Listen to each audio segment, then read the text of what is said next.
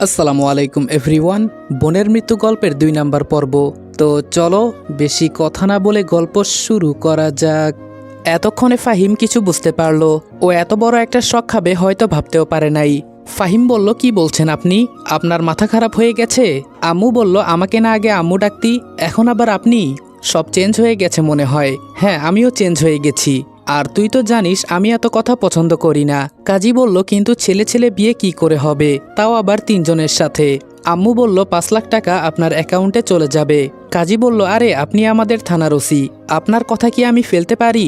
কাজী ওদের বিয়ে পড়িয়ে দিল, তবে ফাহিমকে জোর করে বিয়ে পড়ানো হয়েছে। আম্মু বলল, এখন আপনি চলে যেতে পারেন। কাজী বলল, আমার টাকা? আম্মু বলল, চলে গেছে। কাজী বলল, আপনার মতো দয়ালু যদি সবাই হতো। একজন বডি বিল্ডার বলল, ম্যাম আমাদের এখন কি করতে হবে? আম্মু বলল, বিয়ে করেছ, বাসর রাত করবে না, আর এই 1 মাস তোমরা আমার জন্য কাজ করবে, মনে রাখিও। একটু পর একজন মৌন বিশেষজ্ঞ ডাক্তার এসে যাবে, ওর যদি কিছু হয় ডাক্তার তো আছেই। আর এখন মনে হয় তোমরা বুঝে গেছো কি করতে হবে আর কেন তোমাদের এখানে আনা হয়েছে। ওরা বলল, জি ম্যাম, আপনার বলতে হবে না, আমরা বুঝে গেছি।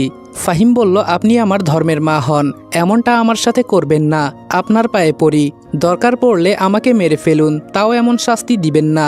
আপনার কাছে আমি আমার জান ভিক্ষা চাইছি। ফাহিম ভয়ে কাঁপতে লাগলো। আম্মু বলল, আমার ছেলেও হয়তো তার বোনকে বাঁচাতে এমন কিছু বলেছে। ওর হয়তো রাগ নেই, কিন্তু ওর বোনের জন্য ওর চোখে জল তো এসেছে, এটা আমি নিশ্চিত। ফাহিম কোনো কথা বলছে না, চুপ করে দাঁড়িয়ে আছে। ও বুঝে গেছে কি হতে চলেছে, আর ও যে কত বড় একটা অপরাধ করে ফেলেছে এখন হারে হারে টের পাচ্ছে। আম্মু বলল, তুই আমার মেয়ের সাথে অনেক বড় অপরাধ করে ফেলেছিস। একটা মেয়ে আমার, আর তুই ওকে? আমার মেয়েকে তুই একবার কষ্ট দিয়েছিস, কিন্তু এখানে প্রতিদিন প্রতিটা সময় তুই কষ্টের মাঝে থাকবি। বুঝতে পারবি একজনকে ধর্ষণ করা কতটা কষ্টদায়ক তার জন্য। মাহি কান্না করতে করতে বলল, তুমি আমার বেস্ট আম্মু, তোমার মতো কেউ হবে না, মনের মতো বিচার করেছো তুমি। আমার আর কিছুই চাই না আম্মু, আমি এই বিচারে অনেক খুশি হয়েছি। আম্মু বলল, তুই খুশি হলে আমিও অনেক খুশি। ওরে নিয়ে ওই উপরের রুমে যাও সবাই। ফাহিম বলল, আমাকে মাফ করে দেন, দোহাই লাগে আপনার, আর জীবনেও এসব করব না আমি কারোর সাথে। আম্মু কোনো কথা বলল না, ওরা ফাহিমকে তুলে নিয়ে চলে গেল। আম্মু আমার কাছে এসে বলল, কি রে আমার উপর রাগ করলি? আমার চোখের পানি মুছে দিয়ে বলল, দুনিয়াটা বাবা অনেক কঠিন, এভাবে শান্তশিষ্ট হয়ে চলতে পারবি না, বাঁচতে গেলে রাগ হিংসা সব থাকতেই হবে। মাহি বলল, গাধা দিয়ে কি আর হাল চাষ হয় আম্মু? আম্মু বলল, যা তোর রুমে যা, এখন বিশ্রাম নে। মাহি চলে গেল। ফাহিমের চিৎকার শোনা যাচ্ছে। ও যে আজকে শেষ এটা আমি খুব ভালো করেই বুঝতে পারছি, এমনটাই হওয়া উচিত ছিল ওর সাথে। আম্মু ভালো একটা কাজ করেছে, ওর কাছে তো আমিও জান ভিক্ষা চেয়েছি, কিন্তু ও শুনল না। আম্মু বলল, তুই ছাড়া আমার কেউ নাই, একটা বিষয় আজকে তুই নিজেই চিন্তা করে দেখ, তোর সামনে তোর বোনকে ওরা ধর্ষণ করেছে, ও যদি তোর কাছে নিরাপদ না হতে পারে তাহলে এমন ভাই ওর থাকার চেয়ে না থাকাই ভালো। বাবা বলল, ছেলেটাকে এভাবে আর শাস্তি দিও না, শরীর থেকে রক্ত পড়ছে। আম্মু বলল, পড়তে দাও, এটাই ওর প্রাপ্য। কি রে কথা বলিস না কেন? শুধু কান্না করলেই হবে? যা এখন তুই তোর রুমে যা, আর শরীরের প্রতি যত্ন নিস না, যেভাবে রক্ত পড়ছে ওরা পড়তে থাক। বাবা বলল, তুমি কি পাগল হয়ে গেছো? ছেলে আমাদের একটাই, হোক সে অপরাধী, তাই বলে কি ওকে মেরে ফেলবে? আম্মু বলল, মরবে না ও, তুমি চিন্তা করিও না, আর ও এত সহজে মরবেও না। আমি আস্তে আস্তে হেঁটে রুমের দিকে যাচ্ছি, আর রক্তে আমার শরীর লাল হয়ে যাচ্ছে। আমার আম্মু খুব ঠান্ডা মেজাজের গরম মানুষ, মানে তিনি যা কাজ করেন ঠান্ডা মাথায় করেন। আপনি আমার আম্মুকে দেখেও বিশ্বাস করবেন না তার শরীরে এতটা রাগ আছে। ফাহিমের চিৎকারে পুরো রুমটা থরথর করে কাঁপছে। আমার এমনটা দেখে খুব ভালো লাগছে। আমি গিয়ে বিছানায় বসলাম না, বিছানায় শুতে গেলে শরীর চাদরের সাথে লেগে যাবে। নিচে বসে কান্না করছি। হঠাৎ মাহিকে আমার রুমে আসতে দেখে অবাক হয়ে গেলাম। ওর হাতে একটা রাইফেল আছে। মাহি আমার কাছে এসে রাইফেলটা আমার সামনে রাখলো, আমাকে ধরে বিছানায় বসিয়ে ক্ষত স্থানগুলো পরিষ্কার করে দিতে দিতে বলল, আমার একটা মাত্র ভাই, তোকে অনেক ভালোবাসি জানিস। সেদিন যখন তোর সামনে ও আমাকে, আমার খুব খারাপ লেগেছিল সেদিন। একটু জোর করে হলেও যদি তুই আমাকে বাঁচানোর চেষ্টা করতি, তাও আমি বলতে পারতাম আমার ভাই আমাকে বাঁচানোর তো চেষ্টা করেছে। আমি কান্না করতে করতে বললাম, মাফ করে দিস বোন, আমি মানুষের উপর রাগ করতে পারি না, এটা আমার দ্বারা হয় না কেন জানি না। একটা মানুষ হয়ে আরেকটা মানুষের উপর ওরা জুলুম কিভাবে করে। মাহি বলল, আমি জানি তুই কতটা ভালো, তবে একটা কথা মনে রাখবি, আমি যা কিছু হারিয়েছি তোর সাথে যেন এমন না হয়। যদি এভাবে চলতে থাকিস তোর সামনে একদিন ওরা তোর সন্তানদের নিজেদের খুন করবে, এমনকি তোর বউকেও আমার মতো অবস্থা করবে, তখন তুই কি করবি? আমি বললাম, খুব বড় অন্যায় করে ফেলেছি আমি, তাই না রে? জানিস অনেক ভালোবাসি আমি তোকে, কিন্তু কি হলো দেখ, তোকেই আমি বাঁচাতে পারলাম না। মাহি বলল, থাক সেসব কথা বাদ দে, আজকে থেকে তোর বোন গ্যাংস্টার হয়ে উঠবে, কাউকে আমি মাফ করব না। আর তুই এভাবে থাক, সমস্যা নাই, দরকার পড়লে আমি তোকে প্রোটেক্ট করব। আমি বললাম, আসলে আমার মতো ছেলের এই পৃথিবীতে বাঁচার কোনো অধিকার নেই। মাহি বলল, এভাবে বলিস না, এত ভালো হয়ে পৃথিবীতে বসবাস করা যাবে না, ভালো মানুষের দাম নেই। আজকে থেকে এই রাইফেল হাতে নিয়ে প্রমিস করছি, যারা আমার পরিবারের সাথে লাগতে আসবে সব কয়টাকে কেটে রেখে দিব। আমি বললাম, এমন পথে যাস না বোন, একজন খারাপ হলে কি তুইও খারাপ হবি? মাহি বলল, তুই সেদিন কি করেছিলি? তুইও তো কারো ক্ষতি করিস নাই, তাহলে সেদিন তোর সামনে ওরা আমাকে ছাড়বো না আমি কাউকে। আচ্ছা তুই এখন ঘুমা কেমন, আমি যাই। আমি বললাম, আচ্ছা যা। মাহি চলে যাওয়ার পর আমি শুয়ে পড়লাম।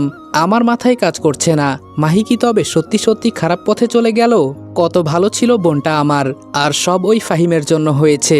আচ্ছা আমি কারো উপর রাগ করতে পারি না কেন? আমার দ্বারা এটা হয় না কেন? চিন্তা করতে করতে ঘুমিয়ে গেলাম। সকালে ঘুম থেকে উঠে দেখি আম্মু আমাকে জড়িয়ে ধরে পাশে শুয়ে আছে। এটা দেখে চোখ দিয়ে পানি পড়তে লাগলো। সত্যি মায়ের ভালোবাসার তুলনা হয় না, অথচ কালকে উনি আমাকে রাগের মাথায় কত মেরেছে। আম্মু ঘুম থেকে উঠে দেখে আমি জেগে আছি। আম্মু বলল, শরীরের ব্যথা কমেছে? আমি বললাম, জি আম্মু, অনেকটা সেরে গেছে। আম্মু বলল, কালকের জন্য সরি রে বাবা, তোর অনেক কষ্ট হয়েছে তাই না? আমি বললাম, ভালো করেছো, এমনটা না হলে আমার শিক্ষা হতো না। আম্মু একটা চুমু দিয়ে বলল, যা ফ্রেশ হয়ে টেবিলে গিয়ে বস। এভাবে 4-5 দিন চলে গেল।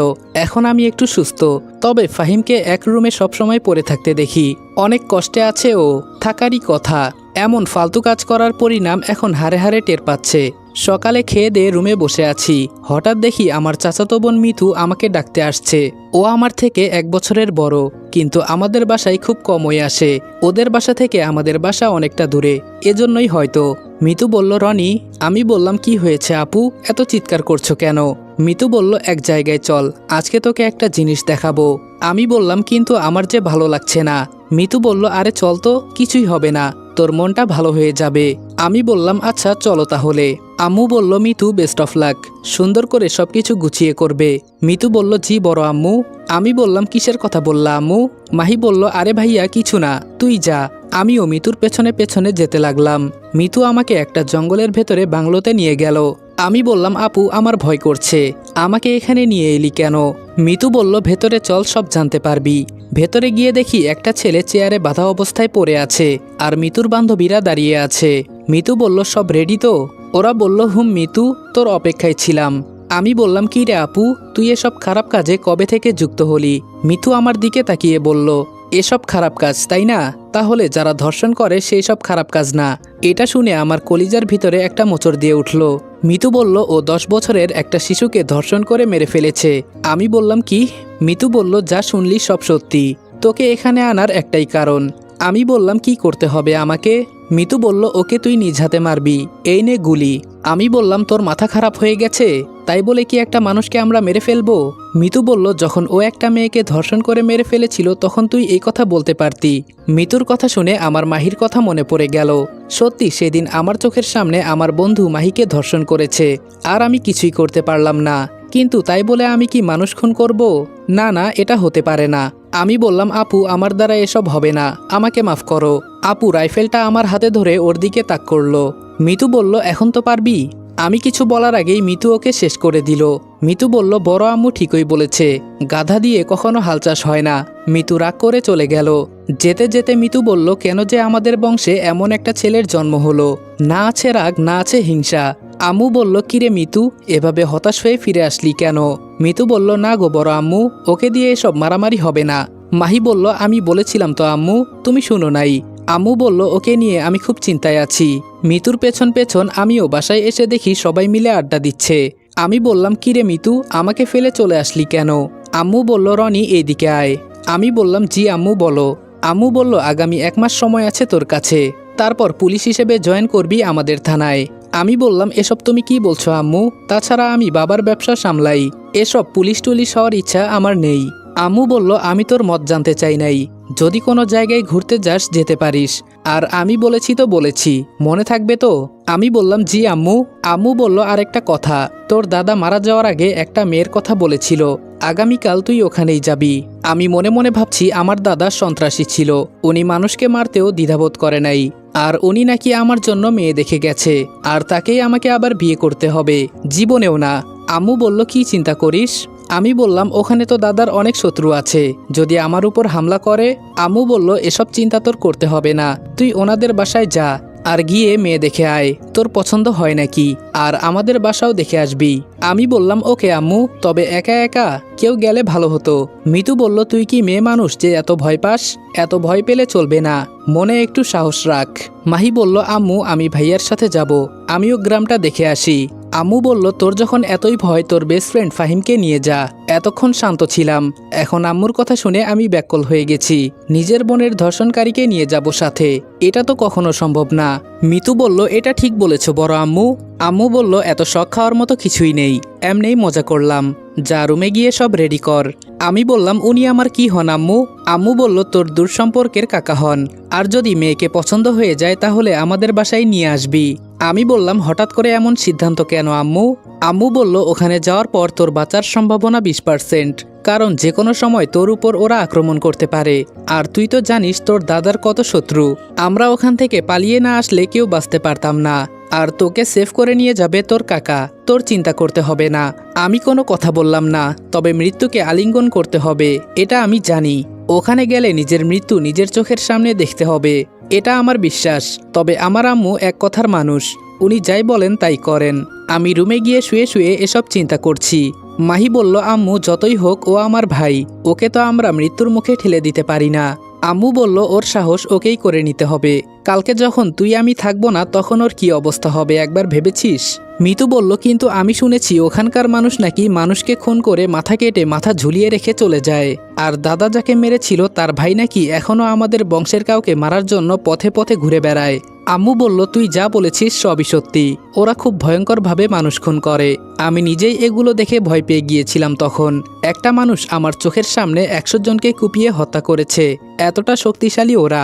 পরে তোর চাচা আমাকে খুব কষ্ট করে পালিয়ে নিয়ে আসে। মাহি বলল এখনো কি এসব চলে আম্মু? আম্মু বলল বলতে পারবো না। সকালে ঘুম থেকে উঠে ওয়াশরুম থেকে ফ্রেশ হয়ে বাইরে গিয়ে দেখি আম্মু টেবিলে নাস্তা নিয়ে বসে আছে। আম্মু বলল তো বাবা কি দিয়ে যাবি, বাস নাকি ট্রেন? আমি বললাম ট্রেন দিয়েই যাওয়া বেটার। মিতু বলল কি খবর রনি? আমি বললাম আজকে কি তুই আমাদের বাসায় ছিলি? মিতু বলল তোর বোনের সাথে কিছু কাজ ছিল, সেগুলো সেরে নিয়েছি। আমি আর চোখে মাহির দিকে তাকিয়ে দেখলাম, মিতুর সাথে যদি মাহি সত্যিই জড়িয়ে পড়ে তাহলে আমার বোনের লাইফটা নষ্ট হয়ে যাবে, এটা আমি কখনো হতে দিব না। আমি বা আর কি বলবো, নিজের সামনে নিজের বোনকে ধর্ষণ করেছে, আর আমি তাকিয়ে তাকিয়ে দেখেছি। আমি নিজেই তো কিছু করতে পারি নাই, আবার মাহিকে কি বা বলবো? আম্মু আমার মাথায় হাত দিয়ে বলল কি চিন্তা করিস বাবা? আমি বললাম না আম্মু তেমন কিছু না। বাবা বলল রনি তুই আমার একমাত্র ছেলে, আমি চাই না তোর কিছু হোক। আম্মু বলল খাবারের মাঝে কথা বলতে নেই, জানো না তুমি? আমি বুঝতে পেরেছি আব্বু কি বলতে চাইছে, কিন্তু আম্মুর কথা আমাকে শোনা লাগবেই। আম্মু আবার এক কথার মানুষ। হঠাৎ ভেতর থেকে একটা বডি বিল্ডার এসে বলল ম্যাম ফাহিম ছেলেটা আপনার সাথে কথা বলতে চায়। আম্মু বলল সকাল সকাল ওর নামটা শুনে মনে হচ্ছে যেন আজকে পুরো দিনটাই খারাপ যাবে, যাও নিয়ে এসো দেখি কি বলে। 2 জন ধরে ফাহিমকে নিয়ে আসলো। ফাহিম একটা মিথ্যা হাসি দিয়ে বলল ভালো আছেন ম্যাম? আম্মু বলল তোকে দেখে আমার খুব মায়া লাগছে। ফাহিম বলল এর থেকে যদি আমাকে মেরে ফেলতেন তাও আমি একটাও কথা বলতাম না, আর আমার বাবা মা হয়তো বা আমাকে পাগলের মতো খুঁজে বেড়াচ্ছে। আম্মু বলল কে কি করতেছে তাতে আমাদের কিচ্ছু যায় আসে না। মিতু বলল বড় আম্মু তুমি ওকে বাঁচিয়ে রেখেছো কেন? আমি হলে তো ওকে জায়গায় খুন করে দিতাম। ফাহিম বলল ঘরের ভেতরে বন্দি করে যে শাস্তি আমাকে দিলেন না এর হিসাব একদিন দিতে হবে, মনে রাখিয়েন। আম্মু বলল কিরে এখনো তোর মুখে বড় বড় কথা গেল না? এখনো কি তোর ভেতরে ভয় ঢুকে নাই? ফাহিম বলল আমি হারে হারে টের পেয়েছি একটা মানুষকে ধর্ষণ করলে সে কতটা কষ্ট পায়। মানছি আমি অপরাধ করেছি, তাই আমি মাথা পেতে বলছি যদি প্রয়োজন হয় আমি মাহিকে বিয়ে করব, যেহেতু ওর সাথে জোর করে আমি সব করে ফেলেছি। মাহি বলল তোর মতো রাস্তার কুকুরকে আমি বিয়ে করব বলে তোর মনে হয়? তোর লেভেল আর আমার লেভেল অনেক পার্থক্য, তোর আমাকে বিয়ে করার মতো কোনো যোগ্যতা নাই। যেটা হয়েছে সেটাকে একটা অ্যাক্সিডেন্ট মনে করি আমি এটা ভাবি আমি একটা দুর্ঘটনায় পড়ে গেছি, যার কারণে আমার সাথে এমন হয়েছে। তোর মুখে আমার নাম মানায় না, এটা মনে রাখিস। আম্মু বলল এই তোমরা এখন যেতে পারো, তোমাদের পেমেন্ট হয়ে যাবে, আর যখন দরকার পড়ে আমি ডেকে নিব। ওরা বলল যদি দরকার পড়ে তাহলে আমাদের বলবেন, আমরা এসে যাব, যে কোনো কাজ আমরা করতে রাজি আছি। ফাহিম বলল, ধন্যবাদ আপনাকে এই অত্যাচার থেকে মুক্তি দেওয়ার জন্য। আম্মু বলল, আমি তোকে সুযোগ দিলাম, দেখি ভালো হস নাকি। ফাহিম বলল, রনি তুই কিছু বলবি না? আমি বললাম, আমি তো সেই দিন ভুল করেছি, তোকে মেরে ফেললে খুব ভালো হতো তখন। ফাহিম বলল, তোর দ্বারা এটা কখনোই সম্ভব না, তবে পরবর্তী খেলা হবে তোর সাথে, আমি চ্যালেঞ্জ করে যাচ্ছি। মাহি বলল, আমার সামনে আমার ভাইকে হুমকি দিস? তোর সাহস তো কম না। আম্মু বলল, মাহি তুই কথা বলিস না, যা তোকে আমি আরেকটা সুযোগ দিলাম, যদি পারিস কিছু করে দেখা। ফাহিম বলল, আমাকে যে এতদিন এই শাস্তিটা দিলেন, এর হিসাব যদি আমি না নিতে পারি তাহলে আমি এক মায়ের সন্তান না। মাহি বলল, আর তুই যদি আমার পরিবারের কিছু করতে পারিস যা, আমিও চ্যালেঞ্জ করলাম, পরে তুই যা বলবি আমি তাই করব। ফাহিম বলল, একটু পানি খেতে পারি? আম্মু বলল, বসে নাস্তা করে যা। ফাহিম দাঁড়িয়ে খেতে লাগলো, বসতে পারে নাই বেচারা। বাবা বলল, তোমাদের মাথা খারাপ হয়ে গেছে, এসব কি শুরু করলা তোমরা? আম্মু বলল, এই পৃথিবী থেকে সন্ত্রাসীদের তুলে দিতে হবে, আর আমিও দেখতে চাই ওরা কতদূর পর্যন্ত যেতে পারে। ফাহিম বলল, আপনি খেলা খুব পছন্দ করেন, এটা আমি বুঝতে পারছি। মিতু বলল, আর আমরা গোল দিতে খুব পছন্দ করি। ফাহিম বলল, এটাও বুঝি আপনার মেয়ে? আম্মু বলল, কেন ধর্ষণ করতে চাস নাকি? আমার এই মেয়ে 50-60 জনকে একাই সামলাতে পারে। ফাহিম বলল, ওহ তাই নাকি?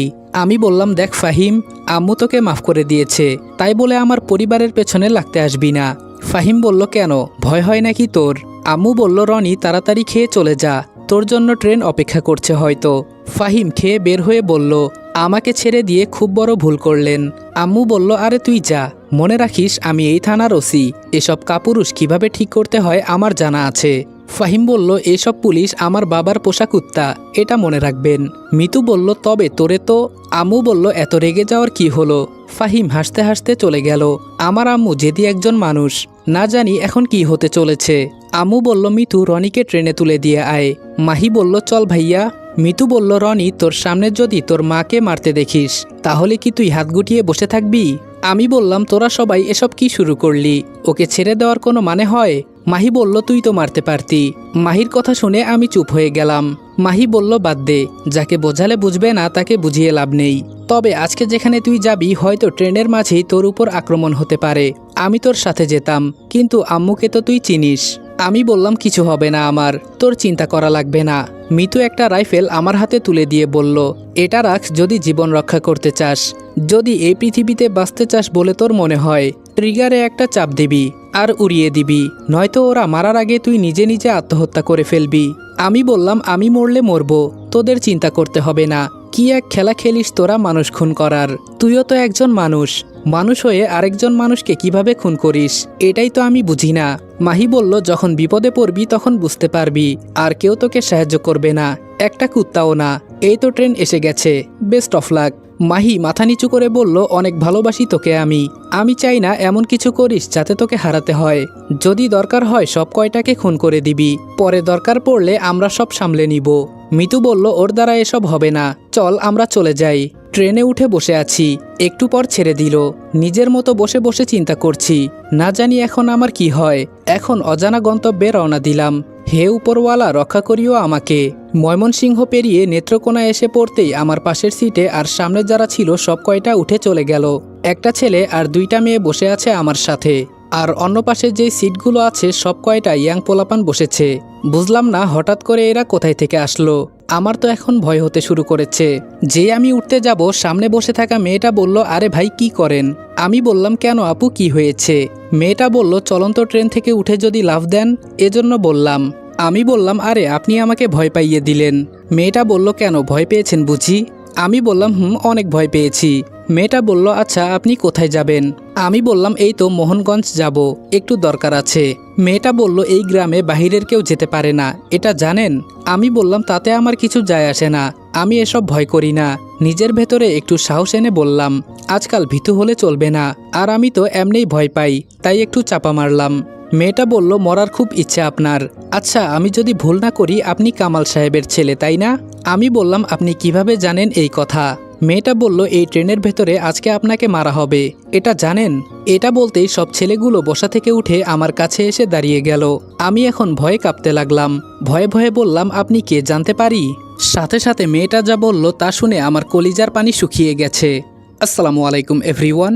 বোনের মৃত্যু গল্পের দ্বিতীয় পর্ব এখানে শেষ করলাম। যদি ভিডিওটা ভালো লাগে তাহলে উড়াধুরা লাইক, কমেন্ট এবং শেয়ার করে দিও। আর ভিডিওটা ইউটিউব থেকে দেখলে অবশ্যই চ্যানেলটা সাবস্ক্রাইব করে দিবা। আর যদি ফেসবুক পেজ থেকে দেখো তাহলে অবশ্যই পেজটা ফলো করে দিও। তো দেখা হচ্ছে নেক্সট ভিডিওতে। ততক্ষণ ভালো থাকবা, সুস্থ থাকবা। আল্লাহ হাফেজ।